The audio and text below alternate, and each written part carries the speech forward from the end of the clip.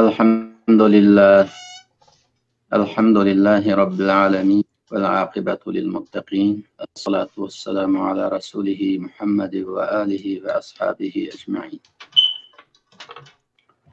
Bütün hamd sanalar, alkışlar ve maktaşlar alemlerinin Rabbi bizning egimiz Allohga bo'lsin.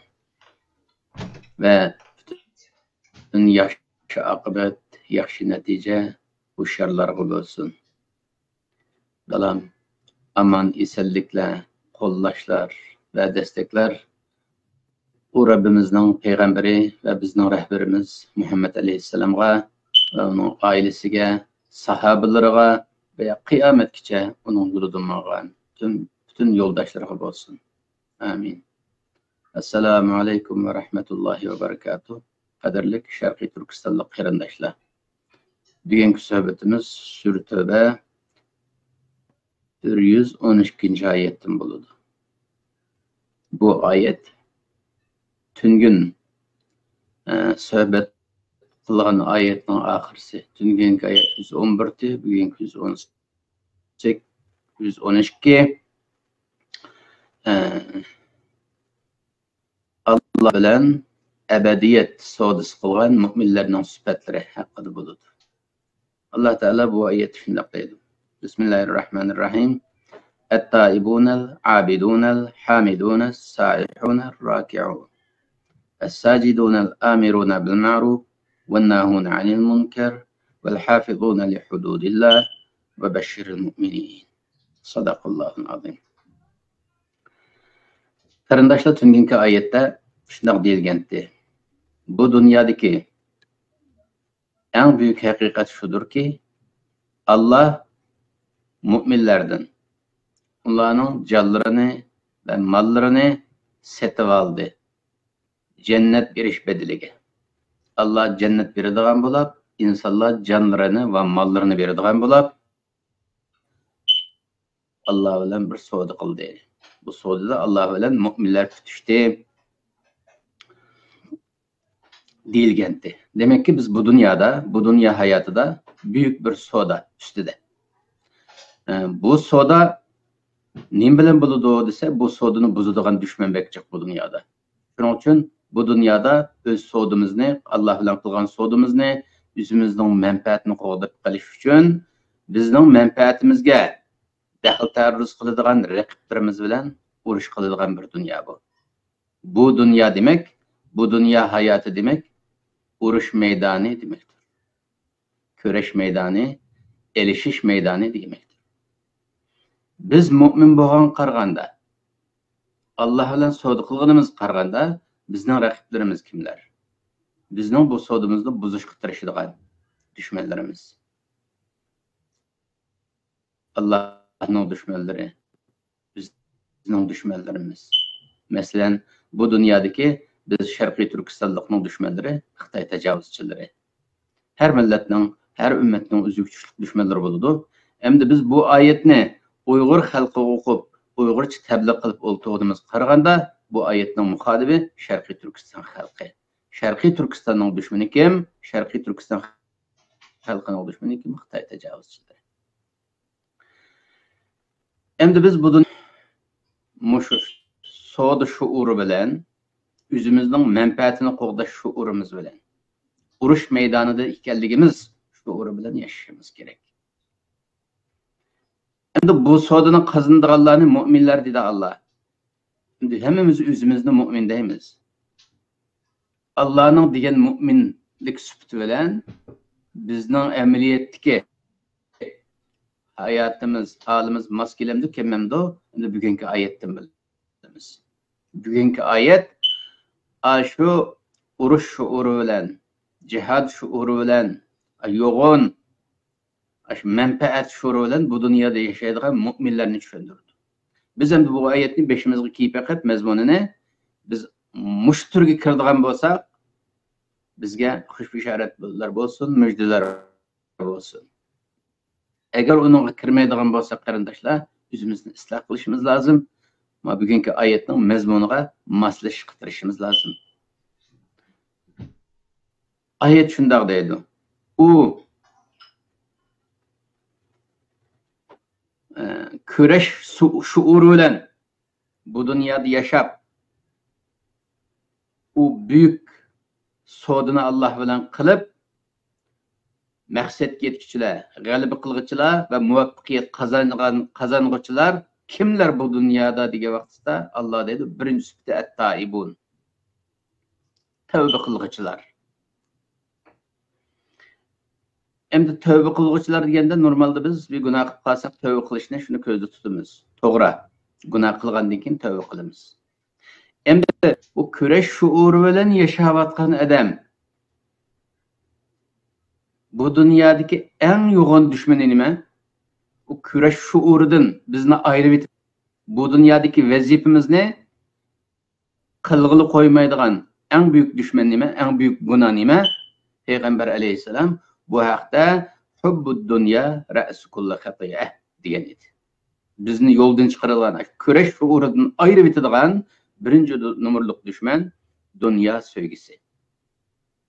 Diqqat qilaylik, sevgi insonning qalbida bo'ladi. Agar dunyoni yuragimiz bilan sevsak, dunyo parast bo'lib ketamiz. Shuning uchun dunyoni qalbimizga kirgil qo'ymaymiz. Chunki bu qalb Allohning kirdigan yeri. İnsanın qalbi Allah'ın turduğu yeri, dünyanın turduğu yeri emas.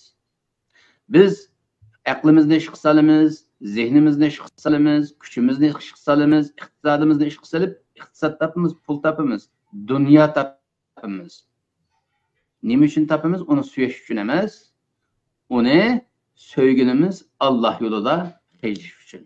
U Allohning rizosini qo'lga keltirish uchun topamiz. Bizning mahbubimiz bo'lgan Allohni rozi qila oladigan uchun shu dunyoni xeylaydigan bo'lg'achqa bizning vazifamiz bu dunyoda. Shuning uchun dunyoni topamiz. Pul topib, dunyo topib Allohni rozi qilay deb topamiz. Shuning uchun biz bu dunyoni topamiz deb yo'lga kirgandan keyin Payg'ambar alayhisolamning ifodasida bu dunyo bek yeshil, bek jalbikor, insonning qalbini jalb qilib turdi degan. Dunyoga kirish bo'yicha dunyoga maylulab ketamiz. Zaten mal degan gap mayl yiltizidir. İnsanni mayl qiladigan, o'ziga jalb qiladigan degan gap. Bu mu Alloh bilan mal o'tirisidagi bizning siniqimiz. Bu dunyoda yashash jarayonida pul mal topmasak bo'lmaydi, ishlamasak bo'lmaydi, hayotimizni qamdamasak bo'lmaydi. Shundaqda pul topib kiramiz.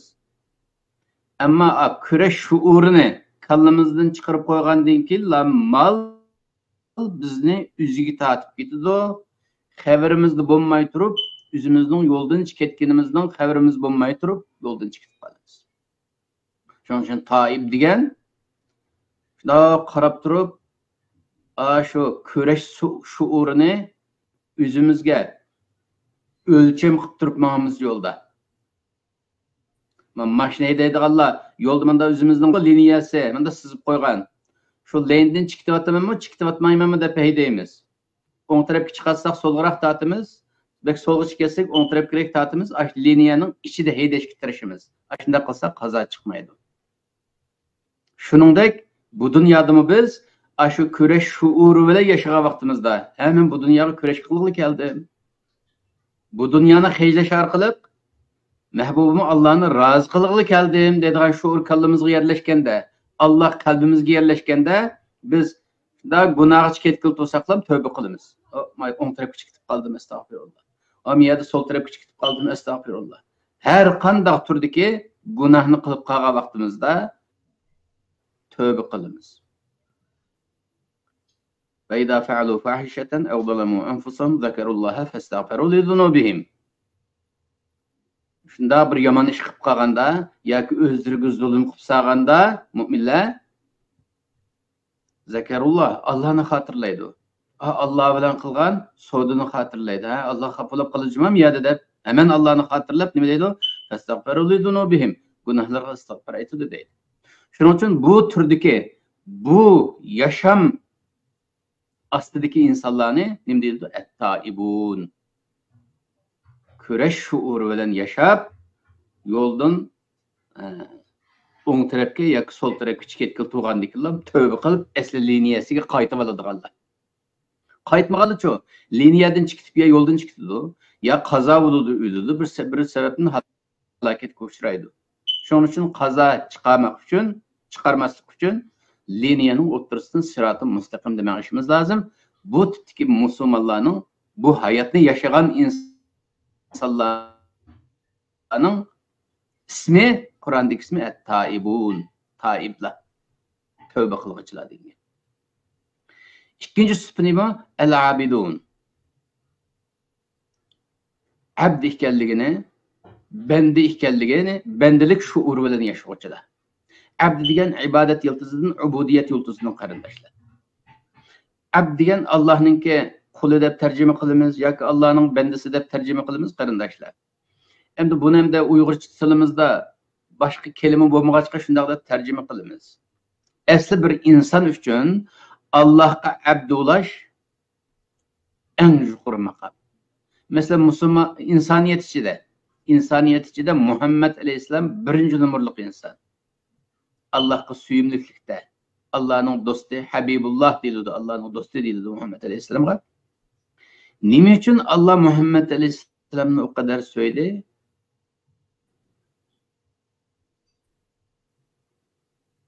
Şunun için eşhedü en la ilahe illallah ve eşhedü enne Muhammeden abduhu ve rasuluhu.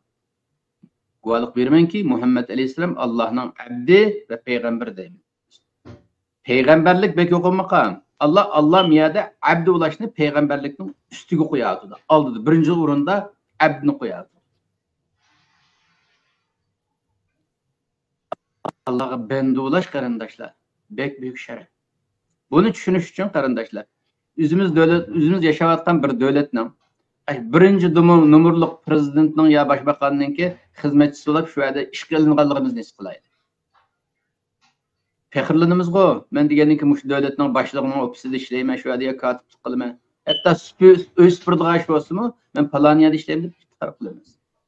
Ama Allah alemlerinin yaratıcısı. Bizden mi yaratıcımız? Yoktan bar kılalaydıgan, bəxtsizni bəxtsiz kılalaydıgan bir zat. Çeksiz kudret sahibi Allah. Bu Allah'a abdulaş. Abdulaş degan u Parvardigarning, u Allohning xizmatini qiladigan bo'lish. U Allohning rozi qiladigan xizmat, uningga tegib qilish. Bo'pti, men rozi qiladigan xizmatni sen qil deb, u rizo ilahiy xizmati bir insonga berilsa, uningda yo'g'on maqom bo'lmaydi. Abd degan bek yo'g'on maqom. Endi buni tarjima qilgan vaqtda Allohning quli desak, bizning insonga inson qul bo'lish bek sat bir ish bu. Masalan, Xitoyga qul bo'lib qoldik. Nefretlenimiz. Dünyada her kandak bir insana kullanıp kalsak nefretlenimiz. Tabiat kütemeydi. Normal bir insanın tabiatı insanlık süptülen bolsa insanda başka bir insan kul ulaşını insan tabiatı kütemeydi. İnsan süpetlik insanlarını görsek o asli insanlık süptünü yok olup oğanlar. İnsanlık süptüden ayrılıp oğan insanlar. Şunun için Xitay bilen birlikte yaşayımız, zaten bizni yaşağı koyuslan buludu, biz aciz oğankin, bu dep Xitay bilen birlikte yaşaşıklar zası oğan insanlar, insanlığını yoktup oğan insanlar. İnsanlık salahiyeti yok. Normal bir insanda insana kul olup yaşayış yok kardeşler. Şunun için kul bulup yaşayış, bende olup yaşayış, fekatlam Allah'a bende ulaş biz için yarışılır. Çünkü İnsandan fekatlam Allah üstün. Allah'tan başka hemen nerse insandan tüven turudu. İnsan Allah'ın şah eseri. Allah'dan insandan yukarı turduğun başka bir mahlukat bulmagandı ki biz Allah'tan başka her kandak nersege çokungandan killam. Onu bendelik kılgandan killam. Onun kulu kılgandan killam. Üzümüzün salahiyetini yege uğan bulamız. Şunun için Allah bir insanın Allah'tan başka hiç kimge kul oluşunu halamaydı. Allah üzden başka her kandak adamge kul olap kalgandan killam onu şirk dep ataydı. Başkalarga kul olganını şirk, öz nefsige kul olganını kibir dep ataydı. Şunun için şirkten mi köçürümü yok, kibirden mi köçürümü yok. Kalbide zerre kadar kibir olganıyla avtomatik udul cehennemge kirdi degan hadisni so'zlanishi sababi bu.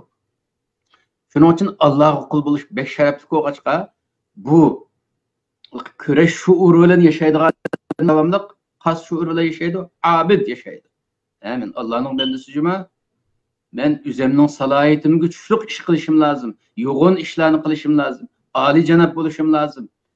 Yo'g'on himmat, eng yuksak himmatli inson bo'lishim lozim. Mening g'oyam eng yuksak bo'lishi lozim. Allohni rozi qilishdan boshqa, ya'ni yuksak g'oyalardan yana boshqa qanday g'oya bor?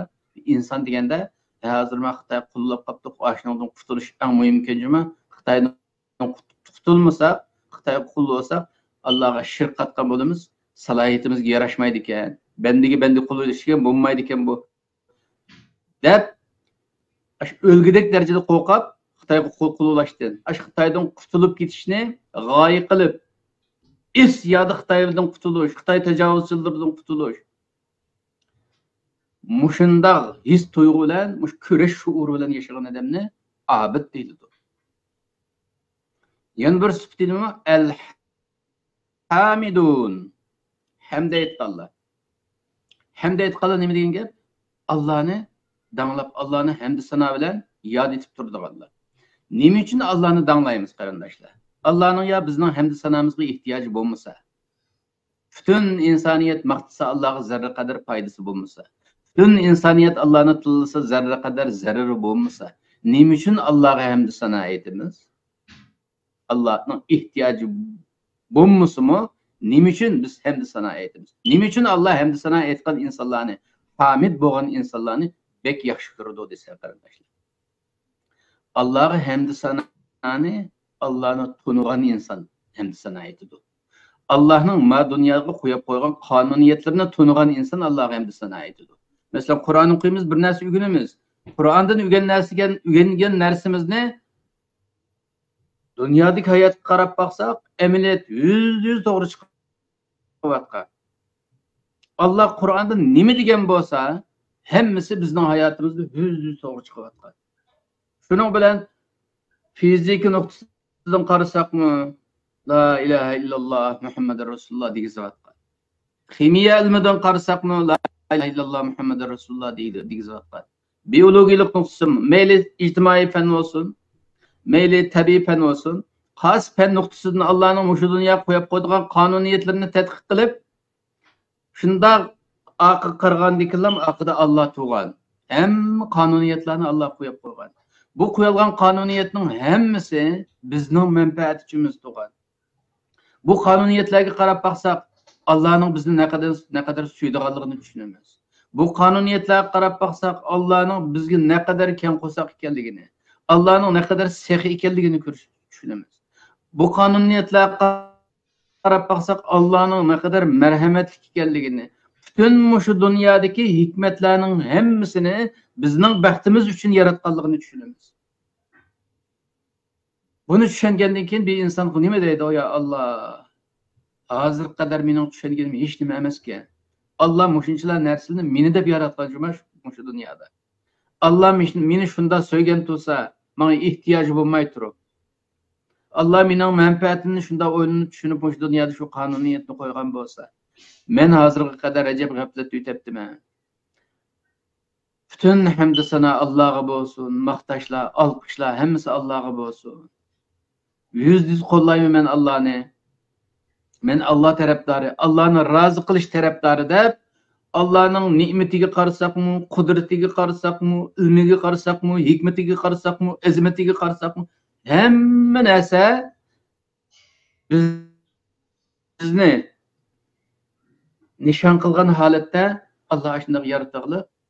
Shunda Allah shunday faoliyat qiladi. Biz buni tushungandan keyin nima bo'lamiz ekan? Tushungan ariflar u qo'lga keladigan ma'rifat sayesinde Allah'ını o kadar tunuydu ki Allah'a davamlı hamd etib turdi.